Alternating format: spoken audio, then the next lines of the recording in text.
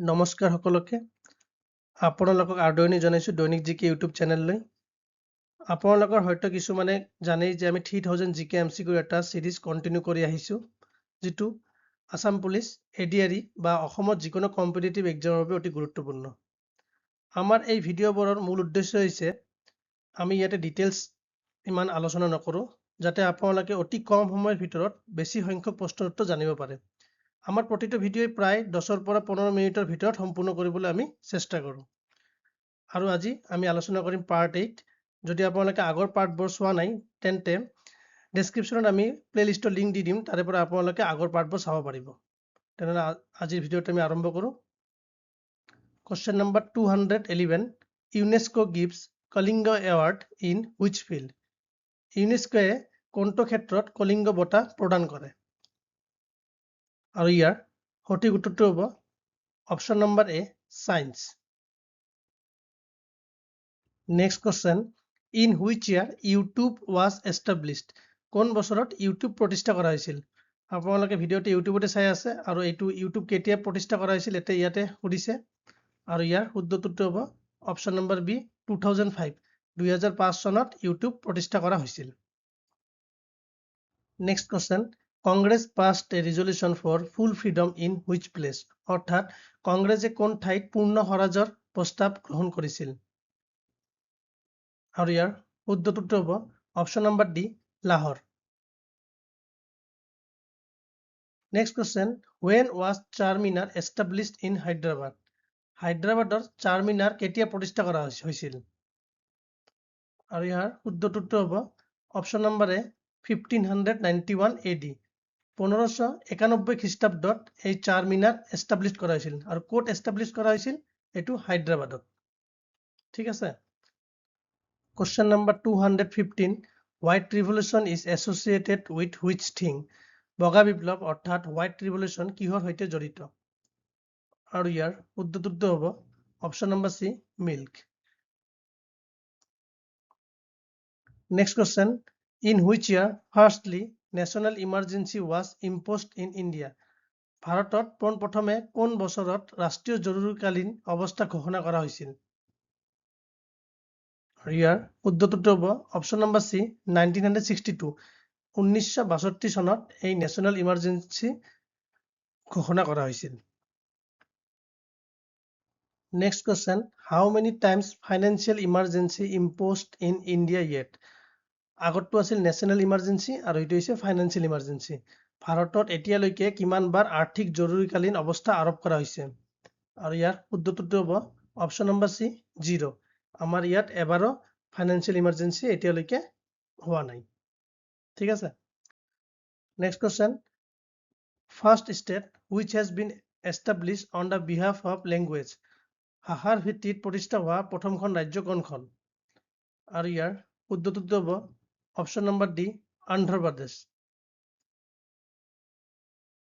Next question Satpura national park is situated in which state Satpura ৰাষ্ট্ৰীয় উদ্যান কোনখন ৰাজ্যত অৱস্থিত আৰু ইয়াৰ শুদ্ধ উত্তৰ হ'ব অপশন নম্বৰ সি মধ্য প্ৰদেশত এই সাতপুৰা নেশ্যনেল পাৰ্ক অৱস্থিত next question 220 which of the following is associated with prime minister তলৰ কোনটো অনুচ্ছেদ প্ৰধানমন্ত্ৰীৰ সৈতে জড়িত আৰু ইয়াৰ সঠিক উত্তৰটো হ'ব অপশন নম্বৰ সি আৰ্টিকেল 74 এই আৰ্টিকেল 74 প্ৰাইম মিনিষ্টাৰৰ সৈতে জড়িত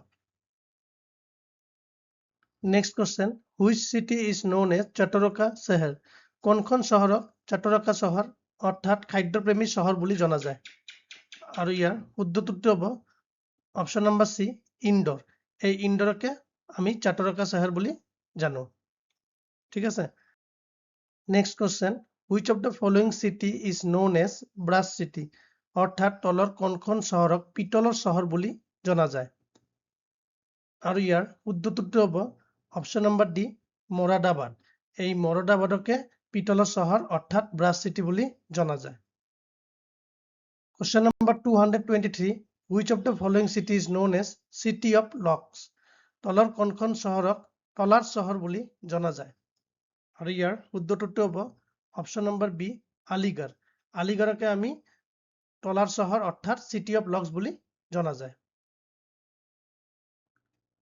Question number 224. Make in India project has been launched in which year?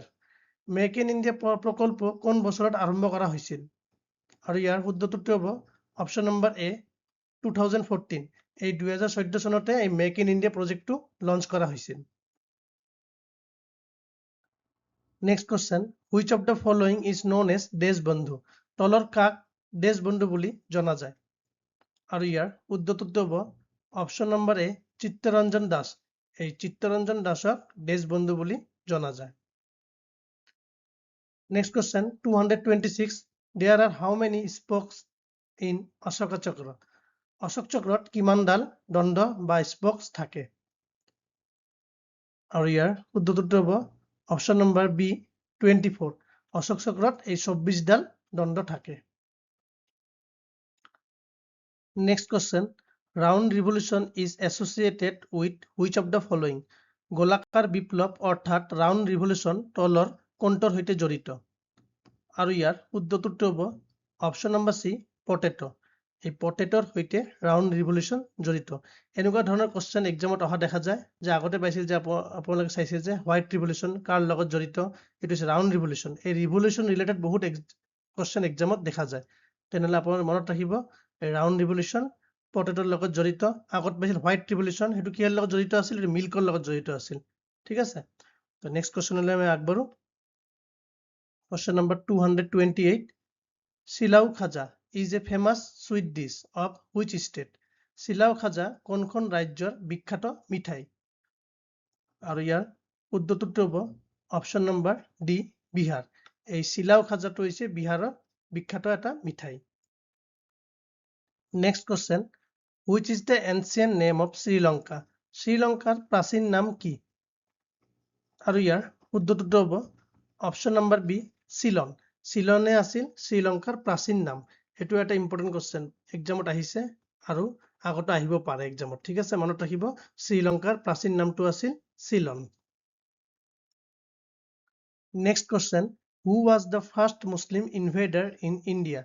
ভাৰতত প্ৰথম মুছলমান আক্ৰমণকাৰী কোন আছিল? আৰু ইয়াৰ সঠিক উত্তৰটো হ'ব অপশ্যন নম্বৰ এ মুহাম্মদ বিন কোৱাছিম। এই মুহাম্মদ বিনে কোৱাছিমে আছিল প্ৰথম মুছলমান আক্ৰমণকাৰী। নেক্সট কোৱেশ্চন, হু ডিস্কভাৰ্ড ভিটামিন? ভিটামিন কোনে আৱিষ্কাৰ কৰিছিল? আৰু ইয়াৰ শুদ্ধ উত্তৰটো হ'ব অপশ্যন নম্বৰ চি ফাংক। এই ফাংকে ভিটামিন আৱিষ্কাৰ কৰিছিল। Next question 232. Muhammad bin Qasim attack how many times in India? আপোনালোকে আগৰ কোৱেশ্চনটো পাইছে যে প্ৰথম মুছলমান আক্ৰমণকাৰী কোন আছিল? মুহাম্মদ বিন কোৱাছিম। আৰু এইটো কিমানবাৰ ভাৰতত আক্ৰমণ কৰিছিল সেইটো কোৱেশ্চন ইয়াতে সুধিছে। মুহাম্মদ বিন কোৱাছিমে ভাৰতত কিমানবাৰ আক্ৰমণ কৰিছিল? আৰু ইয়াৰ সঠিক উত্তৰটো হ'ব অপশ্যন নম্বৰ এ 1। তেওঁ এবাৰেই আমাৰ ভাৰতত আক্ৰমণ কৰিছিল। Next question, which of the following contains rich fibre? তলৰ কোনটোত প্ৰচুৰ পৰিমাণে ফাইবাৰ থাকে? আৰু ইয়াৰ শুদ্ধ উত্তৰটো হ'ব অপশ্যন নম্বৰ ডি অৰেঞ্জ। অৰেঞ্জত প্ৰচুৰ পৰিমাণে ফাইবাৰ পোৱা যায়। ঠিক আছে, নেক্সট কোৱেশ্চনলৈ আগবাঢ়ো আমি। Next question, which of the following is the smallest bird of the world? পৃথিৱীৰ আটাইতকৈ সৰু চৰাই কোনটো? আৰু ইয়াৰ শুদ্ধ উত্তৰটো হ'ব option number C humming bird. এই হামিং বাৰ্ডে হৈছে পৃথিৱীৰ আটাইতকৈ সৰু চৰাই। Next question, who has built Allahabad fort?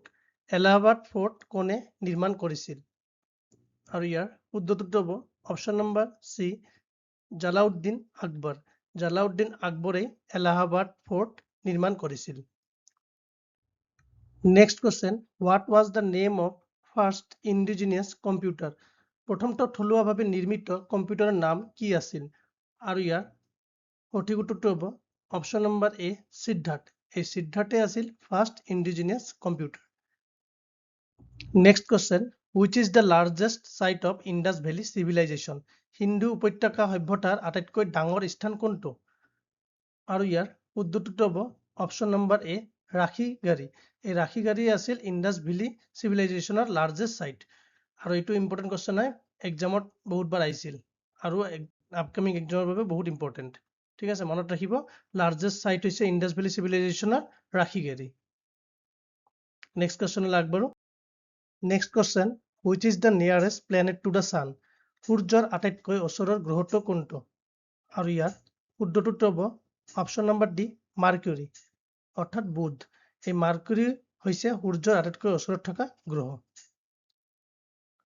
Last question, how many population of India lives in rural area?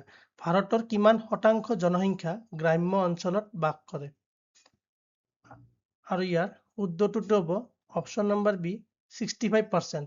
65% জনসংখ্যা গ্ৰাম্য অঞ্চলত বাস কৰে। এইটোৱে আছিল পাৰ্ট 8 ভিডিঅ'। যদি আপোনালোকে বাকী পাৰ্টবোৰ চোৱা নাই তেন্তে প্লেলিষ্টৰ লিংক আমি ভিডিঅ' ডেছক্ৰিপশ্যনত দি দিম, তাৰে পৰা আপোনালোকে বাকী পাৰ্টবোৰ চাব পাৰিব। আৰু আপোনালোকে যদি ফ্ৰী মক টেষ্ট বা পেইড মক টেষ্ট বা যিকোনো ধৰণৰ ই বুক ডাউনলোড কৰিব বিচাৰে তেনেহ'লে আমাৰ ছাইট www.doinikgk.com ছাইটত ভিজিট কৰিব। তাৰ পৰা আপোনালোকে যিকোনো ধৰণৰ ষ্টাডি মেটেৰিয়েল ডাউনলোড কৰিব পাৰিব। তেনেহ'লে আজিলৈ ইমানেই। ধন্যবাদ।